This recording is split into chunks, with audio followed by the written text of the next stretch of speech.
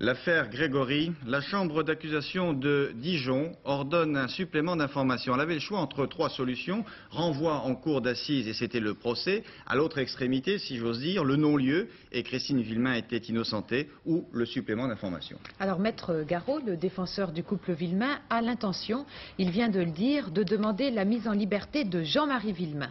Nous retrouvons tout de suite à Dijon Isabelle Béchler. Le président de la chambre d'accusation, M. Maurice Simon, a annulé aujourd'hui 450 pages sur les 3500 que compte le dossier Villemain. 8 procès-verbaux établis par le juge Lambert ont été purement et simplement annulés pour vice de forme. Pas de non-lieu donc pour Christine Villemain, mais un réexamen des charges qui pèsent contre elle.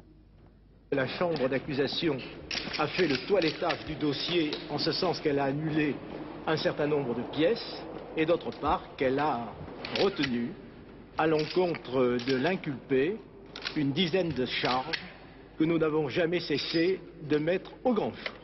Ce lourd désaveu au travail d'instruction du juge Lambert ne met pourtant pas un terme à l'inculpation de Christine Villemain. Elle est toujours accusée d'avoir tué son enfant.